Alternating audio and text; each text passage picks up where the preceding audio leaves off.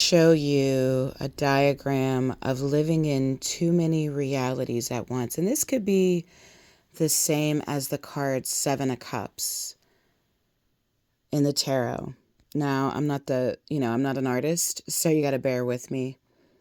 But say this is you, okay? Okay, so I gave the body a heart too. And the heart and the mind working together. But there's a couple things I want to show you here.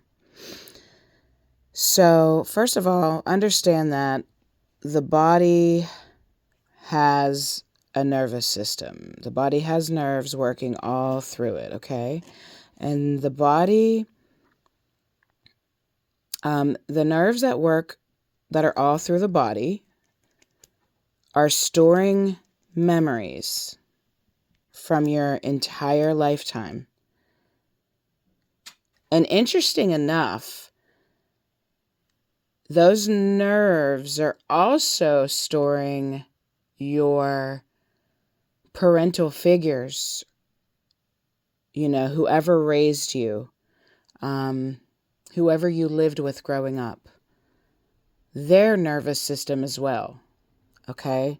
And their memories and how they responded from their memories. So that was downloaded into your body, okay, your nervous system. The subconscious mind is the body and the nervous system. That's what it is. And the subconscious is what is really projecting on the screen of space, okay? It's what's projecting on your screen of consciousness. It is what you are perceiving when you look out of your eyes until you make the unconscious conscious, okay? Until you're aware of what is in your subconscious and you begin to do the inner work. Your subconscious is the one that is actually ruling your life. This is oftentimes why you do things that you don't want to do, and you don't understand why you keep doing things that you don't want to do. Why you might make the same mistakes over and over again, even though you don't intend to make them. It's because it's not your conscious mind that's acting, it's your subconscious that's acting. And until you train your subconscious to do what you want it to do, it does what it was conditioned to do. So if there's trauma there, if there's a lot of fight or flight, if there's survival mode, whether that's in love, money, friendship, health, whatever that is, with your emotions, if you're always on emotional roller coaster, your nervous system has multiple programs, just like a computer, and that is how it's designed to be. And until you change the system, it will do naturally without your permission. It doesn't need your permission to do it. It's on autopilot. It'll just act on autopilot, and it'll attract people to you, situations to you, whatever that is, whatever is stored in that nervous system is what it attracts to you. This is why people often feel like life is happening to them, because regardless of how hard they quote unquote try, things don't change. Not realizing that it's not a conscious thing that's happening. It's a you versus you. Basically, you versus your nervous system. You versus your subconscious mind. That's what it comes down to. Now, I want to explain something else to you. Let's get back to that Seven of Cups in the tarot, which I want to show you how you can muddy up your energy and how this really keeps you stuck in not being able to manifest your desires, where this is where you will see a little bit of your manifestations, and then, it'll just disappear. Okay, so let's say this right here is your manifestation work, your affirmations, your affirmations,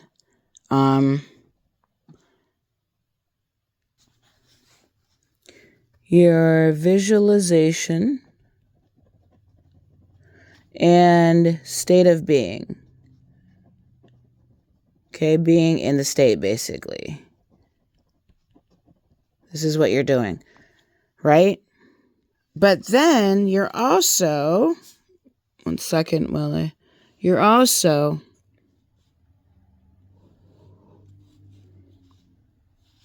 having arguments. I can't really even fit that. Wait a minute, what am I doing here? Arguments in your head, okay? Like, like your self-talk is maybe telling off an old friend, or, telling your mom off in your head, or, imagining that you're telling the lady off in the gas station. Okay, so that's one thing that's happening there. Okay, so then over here, oh, and wait, let's say that this is about an SP. Okay, so let's say that you're visualizing about an SP and maybe even some money. Let's throw some money in there too, okay? So you're manifesting an SP and you're manifesting money. Now, and over here, you're having arguments in your head, excuse the spelling. You're having arguments in your head with different people, just random times of the day, or imagining different scenarios that, where you're angry and it could go wrong. And then over here, let's see, maybe SP is with another person, or maybe the money's not coming in, so you're feeling shame. You're feeling not good enough. You're feeling unworthy, okay? Then because SP is with somebody else, and maybe they chose somebody else over you, or maybe there's some things they done to you in the past, and maybe you haven't forgiven SP for that. So now you also have resentment. Okay? Can't fit some of these words in here. So now you have some resentment that you thought about today, and then some shame about the money and SP. Then you have some arguing in your head. And then you also have your manifestation work that you do a lot of the day. Okay? Right?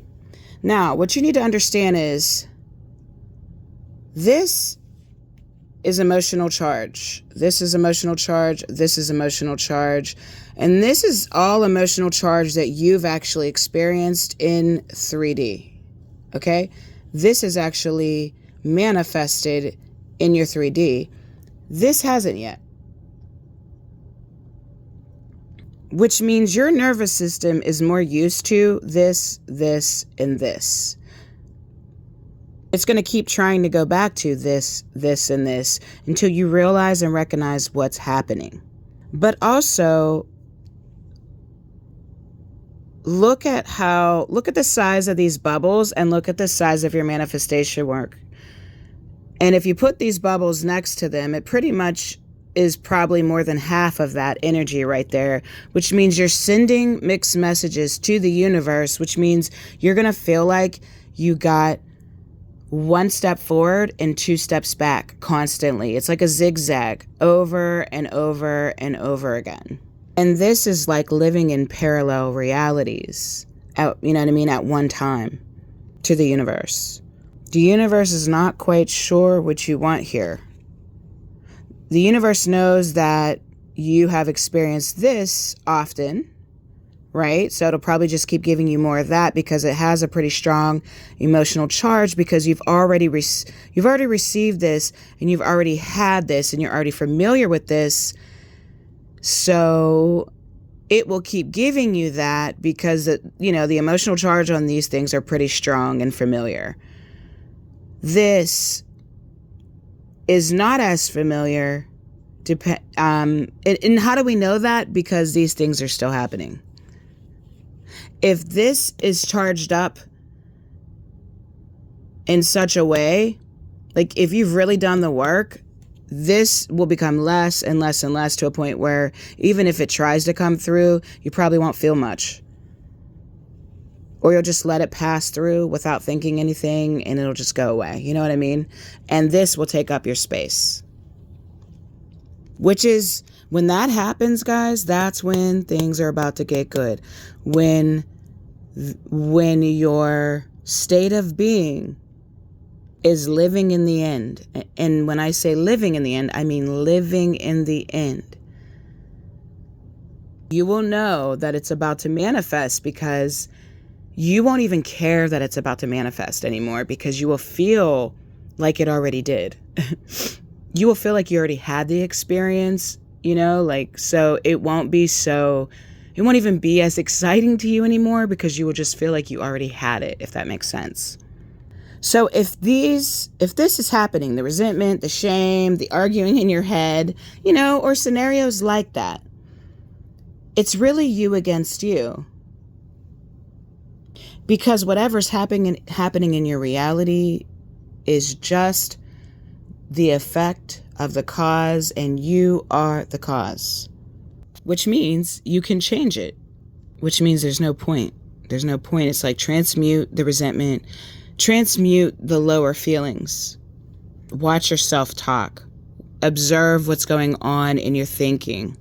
When you have the feelings, because sometimes you can't help that, these feelings come. Because sometimes the feelings come just to test you. Sometimes your subconscious mind will use feelings just to test you, or try to make you remember memories just to induce feelings, just to try to keep you back to your old identity. When that happens, don't think. Don't think, because the thing is if you don't think and you just allow the feelings to flow through your body, no matter how much time it takes, then the feelings have nothing to stick to, and then they just pass. When the feelings realize they have nothing to stick to, and the only thing they can stick to is your thoughts. And when you let them stick to your thoughts, then they start to become a mood. And then once it becomes a mood, it starts to become your state of being. You do not want it to do that. You don't want to allow it to get to that point. You want to notice it, right when it happens. You want to notice what's happening. You don't want to claim everything that's happening as you, because it's not you. And also, don't think feelings are bad. You know what I mean? Like, just because feelings don't feel good, just because they feel, sometimes our body makes us feel like we're going to die if we feel negative feelings, but feelings are there for a reason. We are human after all, because we have to be human to live here. And so feelings are just letting us know what's going on in the subconscious, right? And so, or what's going on in our reality, one or the other. So when these feelings happen and your body's trying to tell you that you're going to die because you're feeling them, just remind the body, like, it's okay. Like, I can handle this. I can handle anything, like you're not going to die. And just let the feelings pass through. It's not the worst thing in the world. You'll survive it. They're just feelings. And you'll notice once you let those feelings pass, every time you do this work, you'll notice that right after it passes, very soon after it passes, you'll start to see your manifestation, some part of your manifestation show up. You'll see like rewards in your reality.